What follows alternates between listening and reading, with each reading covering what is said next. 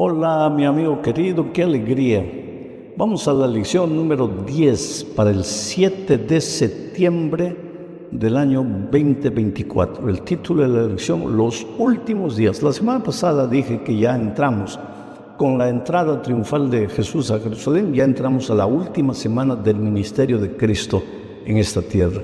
Al final ya de esta semana el Señor será crucificado. El sábado descansará en la tumba y el domingo resucitará victoriosamente. El propósito de esta lección es mostrar que lo que Jesús enseñó acerca de la destrucción del templo de Jerusalén y las señales que habrán antes de la venida de Cristo.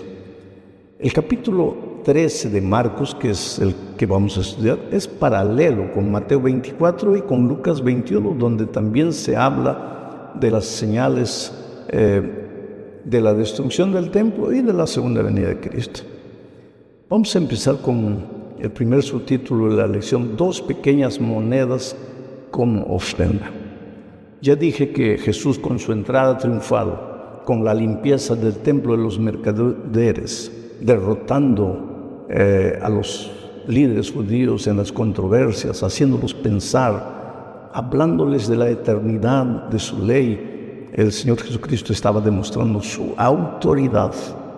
Ahora lo vemos nuevamente en el templo, pero en el templo observando la actitud de los adoradores. Tú sabes que el Señor Jesucristo, cuando tú vas a la iglesia, tú no lo ves lógico, pero Él, en la persona de su Espíritu Santo, está moviéndose ahí entre los bancos. A veces tú ni te das cuenta de que Él está sentado a tu lado, observando tu actitud. Al Señor Jesucristo le gusta encontrar gente con el corazón sincero que va a la iglesia a adorar, va a la iglesia a aprender, va a la iglesia a alabar el nombre de Dios y va a la iglesia a depender del poder de Dios, porque, queridos, no somos nada, dependemos del Señor Jesucristo para todo. Entonces Jesús había entrado al templo y estaba observando a los adoradores. Ahí llegó el momento de las ofrendas y las personas comenzaron a dar sus ofrendas. Leo lo que dice Marcos 12, 41 al 44. Todavía no entramos al 13, de aquí a poco entramos al 13. Dice así el texto. Estando Jesús sentado delante del arca de la ofrenda, miraba cómo el pueblo echaba dinero en el arca. Y muchos ricos echaban mucho. Y vino una viuda pobre y echó 2 blancas, o sea, un cuadrante. Entonces, llamando a sus discípulos, les dijo: de cierto os digo que esta viuda pobre echó más que todos los que han echado en el arca, porque todos han echado de lo que les sobra, pero esta de su pobreza echó todo lo que tenía, todo su sustento. La lección que aprendemos de estas palabras del Señor Jesucristo es que el valor de una ofrenda no se mide por la cantidad, se mide por la actitud. Ellos dieron de su abundancia, pero lo que sobraba de su abundancia. Ella dio de su pobreza, pero no le quedó nada. Ahora, esto no quiere decir que tú tienes que dar todo lo que tienes de ofrenda a Dios, no. Él te da sabiduría para saber equilibrarlo. La lección que Él quiere enseñarnos es hasta qué punto el Señor Jesús es tu prioridad. Hasta qué punto las cosas divinas son tu prioridad. ¿Eres fiel en devolverle a Dios lo que es de Dios? ¿Eres generoso cuando llevas tus ofrendas para algún proyecto especial? El Señor está atento a tu actitud. Vuelvo a repetir, en esta ocasión el Señor estaba observando todo, mirando todo. Ahora, tú puedes decir: pastor, pero el problema es que yo no confío en los seres humanos. Yo encuentro en mi vida eso. Muchas veces gente que me dice: pastor, yo no confío en la administración, yo no confío en los líderes. Yo te digo una cosa. Los líderes de la iglesia, en los tiempos en que el Señor Jesús dijo estas cosas, eran líderes maravillosos, santos. ¿Vieron? No, Caifás, Anás, líderes corruptos, líderes mentirosos, líderes falsos, hipócritas, criticones. Y la mujer dio todo lo que podía dar. Y Jesús la incentivó. El Señor Jesús en un momento dijo, porque has visto que se malversan fondos, ya tú no debes ser fiel a Dios. No, en ningún momento. Esta es una lección que tenemos que aprender y aplicar en nuestra experiencia. La segunda parte de este estudio nos lleva ya a la profecía de la destrucción del templo y el fin del mundo. El templo era una construcción extraordinaria, majestuosa. Flavio Josefo dice que cada columna, y habían 162 pilares en la construcción del templo de la ciudad. Flavio Josefo, historiador judío, dice que 3 hombres así abrazados, solo 3 hombres juntos podían abrazar una de las columnas. Mira el espesor de las columnas. Era un templo inexpugnable. Y sin embargo el Señor Jesucristo dijo que todo eso sería destruido. Leo Marcos capítulo 3, versículos 1 al 4. Mira, saliendo Jesús del templo, le dijo uno de sus discípulos, Maestro, mira qué piedras y qué edificios. Jesús respondiendo le dijo, ¿ves estos grandes edificios? No quedará piedra sobre piedra que no sea derribada. Y se sentó en el monte de los olivos frente al templo. Y Pedro, Jacobo, Juan y Andrés le preguntaron aparte, dinos, ¿cuándo serán estas cosas? ¿Y qué señal habrá cuando todas estas cosas hayan de cumplirse? ¿Cuándo será?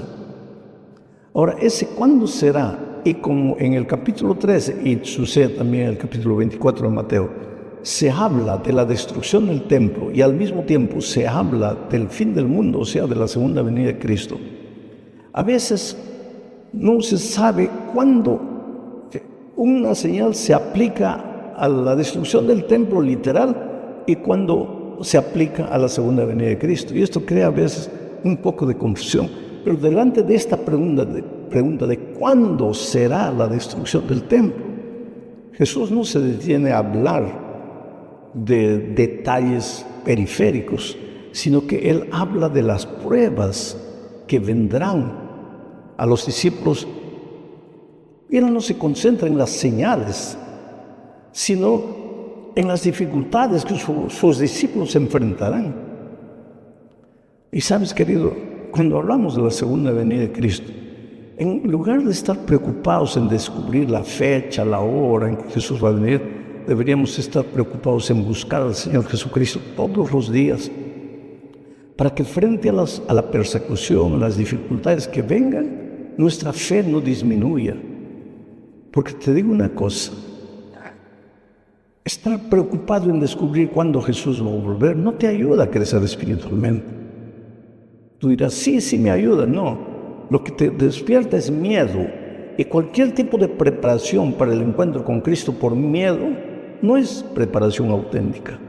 La preparación para el encuentro con Cristo no tiene que nacer del miedo, tiene que nacer del amor por Cristo, de la esperanza de encontrarte con Él. Por eso el Señor Jesucristo no se detuvo mucho a hablar de señales. Él se concentra en las dificultades que su pueblo enfrentará y en cómo ellos deben prepararse para enfrentar las dificultades que vienen. Mira lo que les dijo en el versículo 9. Pero mirad por vosotros mismos, porque os entregarán a los concilios y en las sinagogas os azotarán, y delante de gobernadores y de reyes os llevarán por causa de mí, para testimonio de ellos.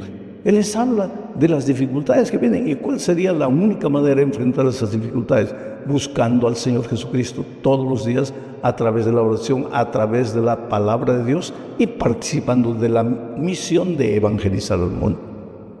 Voy a la tercera parte, la abominación asoladora. No hay que confundir la abominación asoladora con la gran tribulación. La abominación asoladora se refiere a los días antes de la destrucción del templo, porque en el año 70, cuando Jesús dijo esto, estábamos en el año 30 y pocos, pero en el año 70 los romanos invadirían Jerusalén y destruirían y quemarían el templo, y el pueblo judío sería perseguido por aquí y por allá. Entonces Jesús está refiriéndose aquí, al hablar de la abominación asoladora, a los días previos a la destrucción del templo, a la invasión del general Tito para destruir Jerusalén. Y mira lo que dice Marcos 13, 14 al 18. Pero cuando veáis la abominación desoladora de que habló el profeta Daniel, puesta donde no debe estar, el que lee entienda, entonces los que estén en Judea huyan a los montes. El que esté en la azotea no descienda a la casa ni entre para tomar algo de su casa. Y el que esté en el campo no vuelva atrás a tomar su capa. Mas ay de las que estén en cinta y de las que críen en aquellos días. Orad pues que vuestra huida no sea en invierno. Oh querido, el Señor Jesucristo en el contexto aquí se está diciendo que la abominación asoladora. ¿Por qué abominación? Porque entran al templo, destruyen el templo, echan por tierra las cosas divinas. Ahora Daniel proféticamente en su libro habla de los días previos a la venida del Señor Jesucristo y dice que esta abominación desoladora surgirá pocos días antes de la venida de Cristo. ¿De qué manera? Será un poder religioso que echará por tierra las enseñanzas divinas. Entonces, cuando tú encuentres cualquier persona a acercarse a ti para decirte, esta parte de la Biblia ya no vale, porque esta parte de la Biblia ya acabó, porque la ley del Señor ya no existe. Si las personas no te muestran en la palabra de Dios lo que está escrito, puedes creer que de alguna forma también es la tribulación asoladora que vendrá sobre el pueblo de Dios. Especialmente en nuestros días, la mayoría de los cristianos creen sin estudiar la Biblia, creen sin fijar los ojos en la palabra de Dios. ¿Por qué crees en lo que crees? Aquí la importancia de abrir la Biblia, de analizar a Dios, porque en los últimos tiempos aparecerá el anticristo. ¿Y qué es el anticristo? El anticristo es lo que se opone a Cristo. Si Cristo enseña una cosa, el anticristo va a enseñar cosas diferentes a las que Cristo enseña. Entonces, para descubrir quién es el anticristo o la destrucción asoladora, tú tendrías que primero saber lo que Cristo enseña. Y entonces cuando ves que alguien enseña lo contrario a lo que la Biblia enseña, ya has descubierto quién es, a quién se refiere el Señor Jesucristo aquí. Vamos a la cuarta parte del estudio, la gran tribulación. Ahora aquí en la gran tribulación se refiere específicamente a los días antes de la venida de Cristo.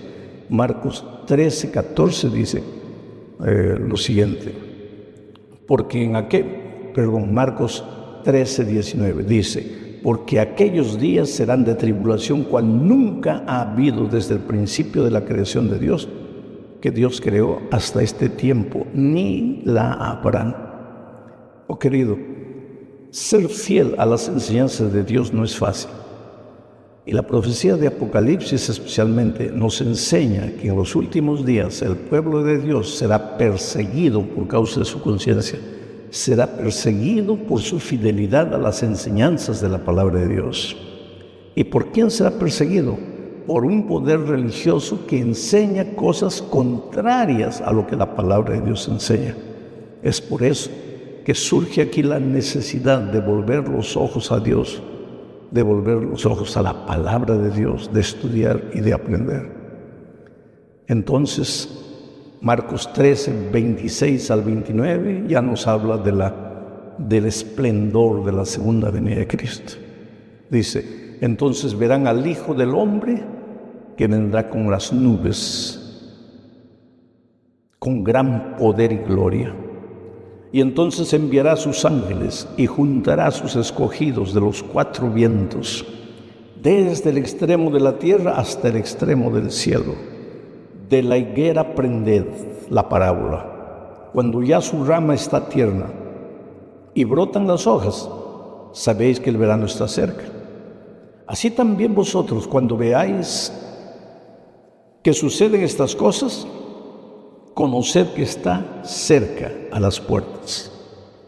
Y si tú lees todo el capítulo, vas a ver muchas señales, no solamente señales que ocurrirían antes de la destrucción del templo del año 70, sino señales que ocurrirán por ocasión de los días previos a la venida de Cristo. En Mateo 24 está detallado eso. Y querido, si tú observas todas esas señales ya se han cumplido. El aumento de la violencia, el fallecimiento de la fe, porque mucha gente ya no tiene fe. Cuando el Hijo del Hombre venga, ¿encontrará fe en la tierra? El desamor entre los seres humanos. Aparecerán falsos cristos. Habrán fenómenos físicos. El sol se oscurecerá, las estrellas caerán, la luna se pondrá como sangre. Todo esto mostrándonos que el Señor Jesús está viniendo. La gente no creerá más en la palabra de Dios, o tomará la palabra de Dios y hará todo lo contrario a lo que la palabra de Dios diga. Cuando veáis estas cosas, dice el Señor Jesucristo, aprended de la higuera, porque cuando sus ramas se reverdecen, quiere decir que ya viene el verano. Así también vosotros, cuando veáis estas cosas, sabed que el Señor Jesús está viniendo. Oh, mi amigo, cuando tú contemplas el mundo, no solamente el mundo agnóstico, ateo, existencialista, sino el mundo cristiano, tú te vas a dar cuenta que la venida de Jesús ya no es un evento que digamos así está en el futuro. No. La venida de Cristo está más cerca de nosotros de lo que muchos imaginamos. Jesús viene, es una de las promesas más contundentes de la palabra de Dios. El Señor Jesucristo fue a prepararnos un lugar en el cielo y vendrá. ¿Y sabes por qué vendrá? Porque este mundo no puede continuar, porque Jesús te ama, porque Jesús no quiere que tú peregrines en el desierto de esta vida, enterrando a tu padre, a tu madre, a tus hijos, sufriendo injusticia social, a veces sin empleo, agredido por la enfermedad, por la muerte. Dios no te creó para eso. Dios te creó para vida eterna, para felicidad. Pero entonces, ¿por qué sufrimos? Porque entró el pecado y arruinó el mundo. Pero Jesús viene para ponerle un punto final a la historia del pecado. Viene para llevarte con Él. Es por eso que todos los días hay que buscar al Señor Jesucristo. Y es por eso que cuando tú estudias las lecciones, no tienes que estar tan preocupado en encontrar detalles, inclusive detalles de la profecía. Tú busca al Señor Jesús, prepara tu corazón en comunión con el Señor Jesucristo. Permite que su carácter se refleje en tu vida. Y entonces vive en paz y duerme en paz, sabiendo que la bendita esperanza de la vuelta de Cristo es una cosa segura y va a suceder mucho antes de lo que tú imaginas.